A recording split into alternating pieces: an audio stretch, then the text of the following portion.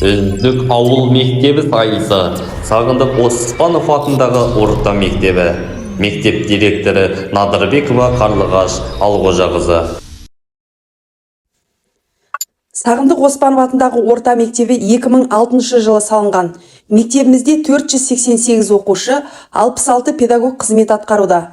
1 педагог шебер, 4 педагог зерттеуші, 18 педагог сарапшы, 27 педагог модератор білім беруде. Біліктілік санаттары бойынша педагогикалық құрамның пайыздық үлесі 36%. Ағымдағы оқу жылы бойынша білім сапасы 1-ші тоқсанда 59, 2-ші тоқсанда 62, 3-ші тоқсанда 65%. Өткен оқу жылына SWOT талдау жасалынды. Талдау нәтижесі бойынша төмендегідей өзекті мәселелер анықталды. Білім алушылардың функционалдық сауаттылық деңгейлерінің төмендігі, зерде ғылыми жобалар байқауында жүлделі орындардың болмауы, авторлық бағдарламалар бойынша жұмыс жүйесінің дұрыс жолға қойылмауы. Аталған өзекті мәселені шешу мақсатында білім алушылардың функционалдық сауаттылығы мен шығармашылық ізденістерін нығайту үшін мұғалімдер оқытудың тиімді әдіс-тәсілдерін қолдана отырып, білім сапасын арттыруда.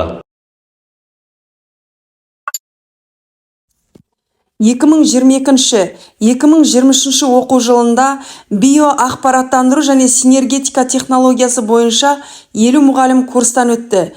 Бүгінгі таңда ұстаздар аталған технология бойынша сабақ беріп жатыр. БЖС технологиясы білім сапасын көтеруге үлесін қосты деуге болады.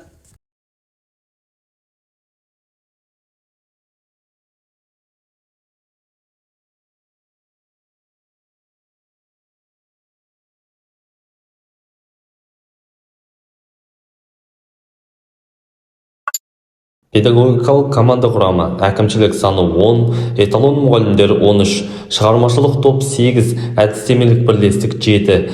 Мұғалім өзінің білімін үздіксіз көтеріп отырғанда ғана мұғалім, ал оқуды, ізденуді тоқтатқанда оның мұғалімдігі де жойылады демекші. Мектебіміздегі педагогикалық команда жұмысы назарларыңызда.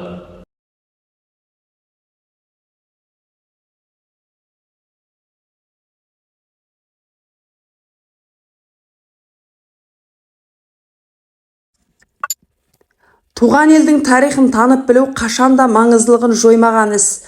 Осыған байланысты өлкетану мектепішілік жобасы іске асып, нәтижесінде ынтымақ ауылындағы барлығы 9 көшеге берілген атаудың тарихы зерттелді.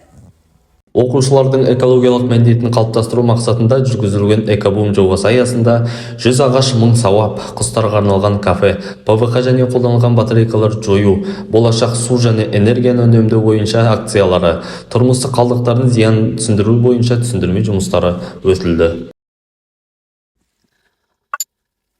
Ұлттық жаңа сананы тек қана ұлттық құндылықтар арқылы қалыптастыруға болады. Біртұтас тәрбие бағдарламасы ұлттық адами құндылықтарға негізделген. Мектебіміздегі тәрбие жұмысын толыққанды жүзеге асыру үшін білім алушылардың бойында қалыптастырылуы тиіс құндылықтар мен тәрбиенің мақсаты, міндеттері айқындалады. Жалпы адамзаттық және ұлттық құндылықтарды бойына сіңірген, әлемдік озық білімді игерген саналы азаматты тәрбиелеу мақсаты көзделеді.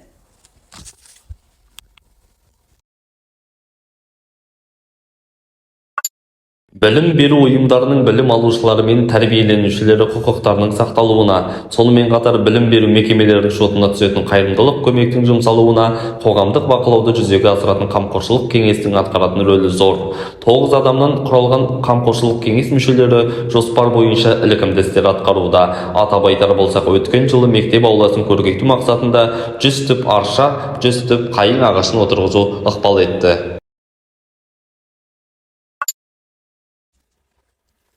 Сағындық Оспанов атындағы орта мектебінде 3 жыл қатарынан алтын белгі және үздік үлгідегі аттестатпен бітірушілер саны үздіксіз болса, осы оқу жылыда бір оқушымыз Алимурадов Дінмұхамед алтын белгіге үміткер.